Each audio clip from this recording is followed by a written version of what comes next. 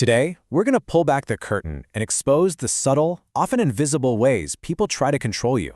These are the dark psychology tricks they use to get what they want, usually at your expense. You know the feeling. You hang up the phone and that pit forms in your stomach. You immediately start kicking yourself. Why do I always do that? Why do I always say yes? We love to think we're in the driver's seat of our own lives, but the honest truth is, our emotions are constantly being played. But before we go any further, I need you to hear this loud and clear. If you've ever felt that way, you are not weak. And you know what? You're definitely not alone. This kind of thing happens to pretty much everyone, and it happens by design. See, the problem here isn't your willpower. The problem is that you're being forced to play a game, but nobody ever handed you the rule book. Well, today, that changes. Today, we're giving you the playbook. Picture this for a second. You're in an argument. The other person is twisting things, shifting the blame, playing the victim card, and somehow, by the end of it, you are the one apologizing. Does that sound familiar? Well, that's no accident. That is a carefully calculated psychological trap. So today, we're going deep into the dark psychology of guilt, conflict, and control. We're going to start with the guilt trap. Then look at how manipulators force you to justify yourself. We'll unlock the incredible power of the awkward silence. Check out a negotiation trick called the flinch, and finish up with a powerful defense known as the gray rock method. Okay, first up, let's dive into the most common tactics you'll see. These are the ones that prey on our most basic human emotions, and especially our deep-seated desire to just be polite and avoid any kind of social awkwardness. All right, this one is the absolute #1 weapon in the manipulator's playbook. They will constantly, and I mean constantly, remind you of that one time they helped you out. Why? To make you feel like you're forever in their debt. It's a classic test to see if they can use your past to control your future. You know, when you feel like you're being attacked, your first instinct is to defend yourself, to explain your side of the story. Manipulators are counting on that. They want you to over-explain and over-apologize, because every single word you say to justify yourself is like handing them more power. So, the key takeaway? Stop justifying yourself. So how in the world do you disarm someone who's trying to trap you like this? Here's the crazy part. You do absolutely nothing. If someone is being rude or aggressive, you just stay completely silent. And you look at them. People cannot stand uncomfortable silence. They will start talking and talking and talking just to fill that void, and usually they'll talk themselves right into a corner. And here is a brilliant, real-world way to use this. Let's say a coworker makes a cheap, offensive joke.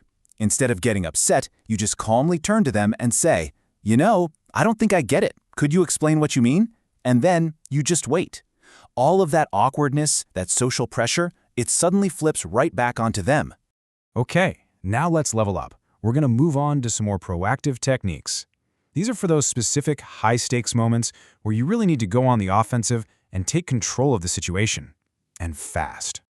The flinch. This is a classic negotiation tactic, and you can use it for anything. Asking for a raise, buying a car, even just figuring out who's doing the dishes. It works because, believe it or not, the human brain is hardwired to avoid making other people feel uncomfortable. And it's so simple to do. You hear their first offer, and you just visibly wince. Or maybe you let out a little disappointed sigh. And then, just like before, you say nothing. You just wait.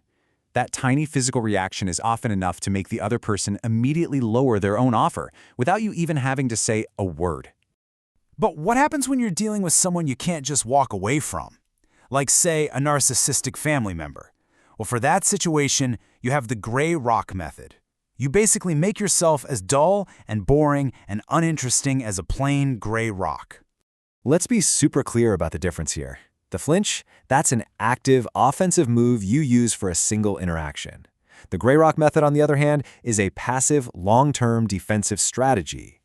See, manipulators feed on your emotional reactions. The gray rock method essentially starves them of that reaction, forcing them to go look for a new target. Now, we've covered a whole bunch of tactics, but all of them, every single one, relies on one fundamental, unbreakable rule of power. This isn't just another trick. This is the secret ingredient that makes everything else actually work. This is the master strategy behind all the other tricks. A manipulator is constantly testing you. They're always pushing your lines just a little bit and then a little bit more to see what you'll put up with. Every single guilt trip, every forced apology, it's all just a test.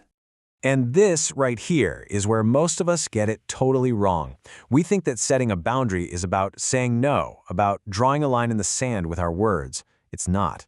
So, if a boundary isn't what you say, then what in the world is it? Think about it. A boundary without a consequence is just a suggestion. It's empty. It means absolutely nothing. Real boundaries are defined only by what you are willing to enforce. And this all leads us to a brutal but also incredibly empowering truth. If you let people cross your boundaries again and again, you have taught them that it's okay. You have to accept this. People will treat you exactly the way you let them treat you. So let's circle all the way back to where we started. That phone call, that argument. The next time you feel that heavy wave of guilt starting to creep in, you've got a choice. You can fall back into that old pattern of over-apologizing and justifying yourself, or you can remember the power of silence and finally enforce your own peace. The choice, as always, is yours.